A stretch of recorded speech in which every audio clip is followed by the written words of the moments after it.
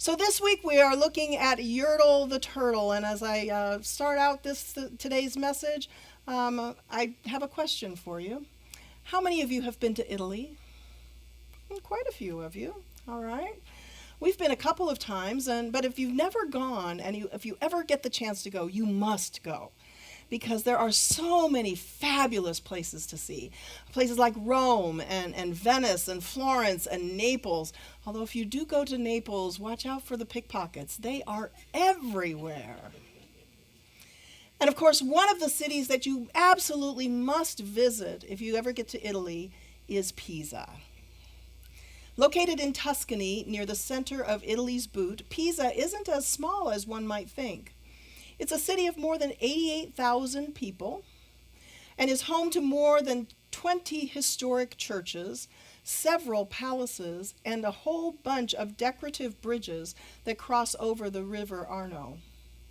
In fact, according to TripAdvisor.com, there are at least 123 things to see in Pisa alone. But by far the most frequented tourist attraction in Pisa is the Campo dei Miracoli, or the Field of Miracles.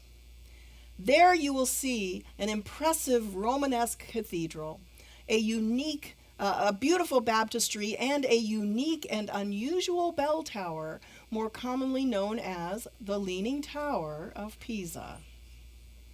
Now, some of you might not know this, but construction on the bell tower began in the year 1173, and it took nearly 200 years for them to complete it. When they started working on the second floor in 1178, the builders noticed that part of the tower was beginning to sink. Needless to say, it wasn't designed that way. But rather, it was sinking because it was being built on unstable soil. 2 years later, in 1180, construction stopped on the tower for nearly a century in order to allow time for the soil to settle. And when construction resumed in 1272, it was clear that the tower was doomed to lean. And in fact, the architect at the time, Giovanni di Simone, redesigned the upper floors, making one side shorter than the other, thus creating an optical illusion that it wasn't leaning quite so much. But that didn't change the reality of the situation. By 1372, when construction on the tower was complete, after a second construction hiatus of almost 100 years, the lean of the tower was quite prominent. And for hundreds of years, it continued to lean until finally, in 1964, the Italian government asked for help to prevent it from falling over. Well, after 2 decades of stabilization studies, the tower was closed to the public in 1989. The bells were removed in order to relieve some of the weight, and many of the houses and apartments nearby were vacated for safety, just in case it fell over. Then, using a series of weights and cables, they raised the end of the tower so that they could they removed more than 1,300 cubic feet of soil from the raised end of the tower. Using that system of weights and cables, they slowly shifted the tower so that it wouldn't lean so much. They were able to lower that raised end by about 18 inches, which was enough to return it to a safer angle. So in December of 2001, the tower was not only reopened to the public, but it was also declared stable for the next 300 years. So if any of you are around, you can go check it out in, 280 years from now. By the way, did you know that the city of Pisa got its name in 600 BC from a Greek word meaning marshy land? Yeah, I guess they should have known. The Leaning Tower of Pisa is a prime example of the importance of having a good foundation. If you've ever worked in construction, or if you know someone who has worked in construction, you know that the most critical part of any building is its foundation. Anything built on a weak foundation is destined to be in danger of collapse. And the same is true for the foundations upon which we build our lives. In our scripture reading today, Jesus talks about the importance of having a strong, firm foundation. He warns his listeners, don't be like the foolish man who built his house on sand. All it will take is a little wind and a little rain, and the house will come tumbling down.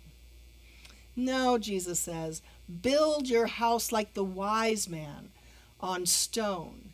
That way, when the winds come and the rains come, it will stand firm. Of course, Jesus really isn't giving construction advice, is he?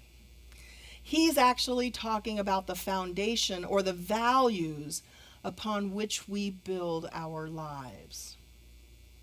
Friends, as humans, we value a lot of different things.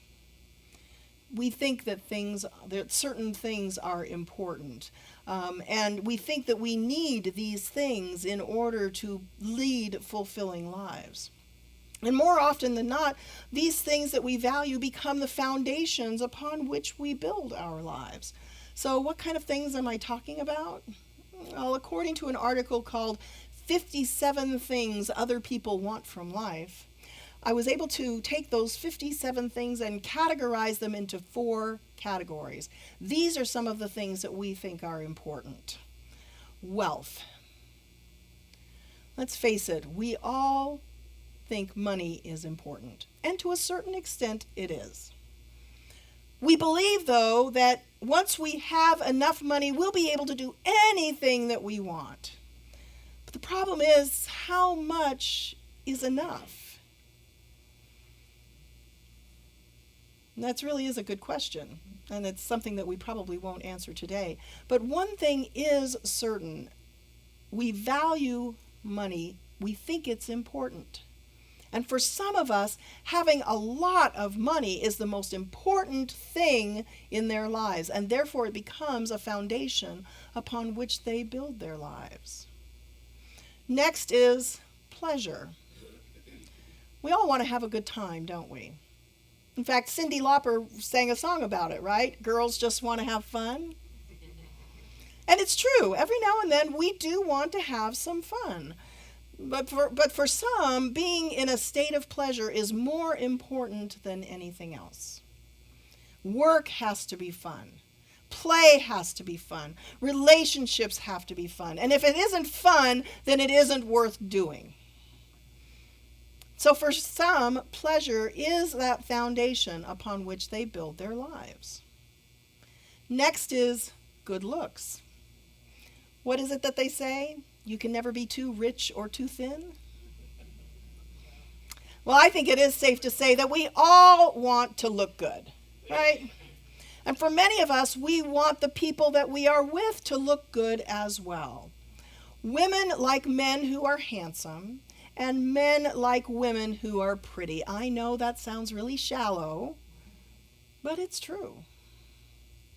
And ladies, we respond by doing everything we can to make ourselves look good. Am I right? In fact, did you know that the average woman spends over $15,000 in her lifetime on makeup and cosmetics? No wonder we need so much money. And don't get me started on all the nose jobs and the tummy tucks and you know what I mean. And men, don't think you're off the hook either. Some men spend hours and hours and hours working out at the gym, building those big guns and those six-pack abs. And let me tell you, gym memberships aren't cheap either. Looking good is something that we value, and because we want to look good, for some of us, it has become the foundation upon which we build our lives. And finally, power. We like to be in control. It makes us feel important. When we're in a position of power, people look up to us. They seek our advice. But the problem with power is left unchecked, it has the potential to change who we are and how we behave toward other people. You know what they say about power corrupting, and absolute power corrupts absolutely. Which is to say that when we become obsessed with power, it can change who we are and how we behave. The same is true for wealth and good looks and pleasure and all the other worldly values out there. When the things of this world become our foundation on which we build our lives, we become like the foolish man who built his house on sand. When the storms of life start to rage, whether large or small, our lives start to crumble and our houses come tumbling down. That's what happened to Yertle the Turtle. At the start of the story, everything is grand on the island of Salamasand. Yertle is king of all he can see, including the turtles, who are happy indeed. I wrote that one. Then something happens. Yertle decides that what he has isn't good enough. This throne that I sit on is too low down. It ought to be higher, he said with a frown.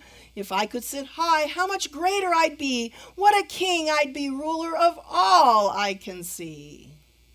Dr. Seuss wrote that one.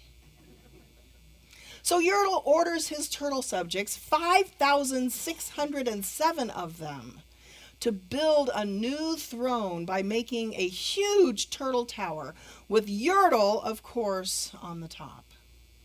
But in his quest to be greater, Yertle makes a very big mistake. He builds his throne on an unstable foundation, on the back of a plain little turtle named Mac. And all it takes at the end of the book is for Mac to burp, and the whole thing comes tumbling down. At the end of the story, King Yertle is king of the mud. And the turtles, of course, all the turtles are free, as turtles and maybe all creatures should be. James W. Kemp, the author of The Gospel According to Dr. Seuss, wrote, "Each day we have choices regarding how we want the foundations of our lives to look and how solid we want them to be. We can build on human values such as greed and selfishness, or we can build on the values and principles set forth in the Scripture by the Lord of our lives." My friends, Jesus teaches us a better way. A way that is godly, not worldly. Throughout the Gospels, Jesus tells us and shows us how to make the things that are important to God the foundation upon which we will live our lives. We hear it in the Sermon on the Mount.